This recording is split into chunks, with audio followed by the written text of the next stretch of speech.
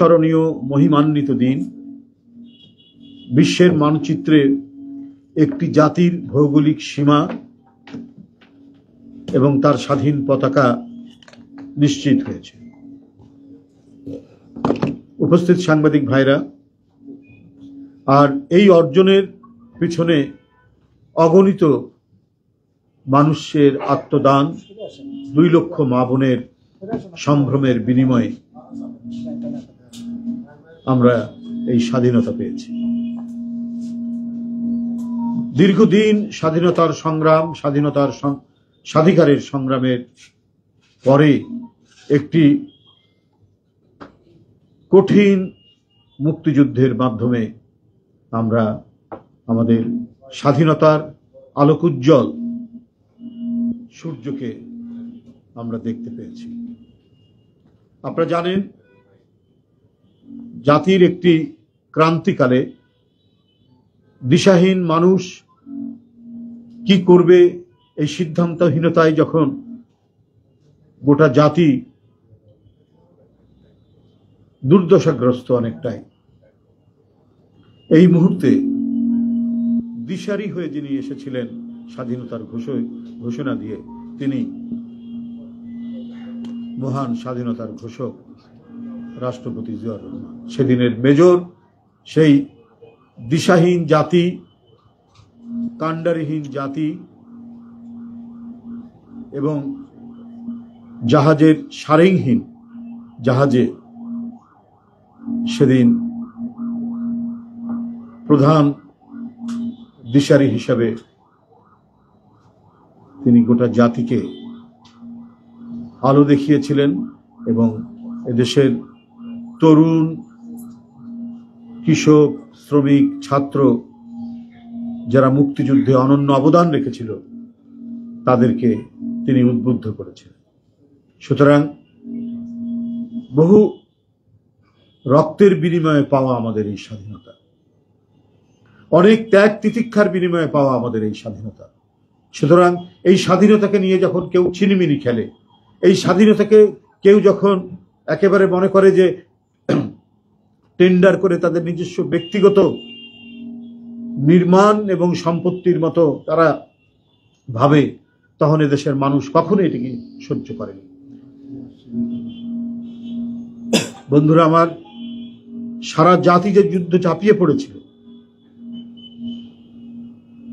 আমি আগেই বলেছি, ছাত্র, তরুণ, যুবক, কৃষক, শ্রমিক, পেশাজীবী সবাই ঝাঁপিয়ে পড়েছে। অথচ কোনো একটি রাজনৈতিক দল যারা 5ই আগস্টে দেশ ছেড়ে যারা চলে গিয়েছে, তারা এটিকে তাদের ব্যক্তিগত সম্পত্তিতে পরিণত করেছে। বিভিন্ন স্বাধীনতাকামী রাজনৈতিক দল দীর্ঘদিনের স্বাধীনতা সংগ্রামের যে ফলশ্রুতি মুক্তিযুদ্ধ, যেখানে দল মত নির্বিশেষে প্রত্যেকের অংশগ্রহণ, সেটিকে তারা টলারেট করেনি। একটি একদলীয় কর্তৃত্ববাদী শাসনের মধ্যে দিয়ে তারা স্বাধীনতার অব্যবহিত পর থেকেই শুরু করেছে লুটপাট, গম চুরি, চাল চুরি। সেই সময়ে ছিল লাইসেন্স পারমিটের অবাধ আত্মসাতের এক ভয়ঙ্কর দুঃশাসন, শেখ মুজিবের দুঃশাসন। চোরাচালানি, চোরা কারবারি এবং লাইসেন্স পারমিট, আওয়ামী লীগের লোকজনদের রমরমা পরিস্থিতি। গোটা জাতি না খেতে পেয়ে, দুর্ভিক্ষে, দুর্দশায়, মৃত্যুর মুখে পতিত হয়েছে। তাদের দিকে কোনো ভ্রুক্ষেপই করেনি। ভ্রুক্ষেপহীন আওয়ামী সরকার সেদিন সোনার মুকুট মাথায় দিয়ে তাদের সন্তানদের বিয়ে দিয়েছে। সারা জাতির রক্তাক্ত যে অর্জন, অগণিত শহীদের যে আত্মত্যাগ, সেই আত্মত্যাগের প্রতি অপমানিত করে তারা বাংলাদেশকে তাদের কবজায় নিয়ে তারা যে জমিদারি শাসন তৈরি করেছিল, এর ভিতরে ভিতরে মানুষ ক্ষুব্ধ হয়ে উঠেছে। এরপর তাদের অভ্যন্তরীণ নানা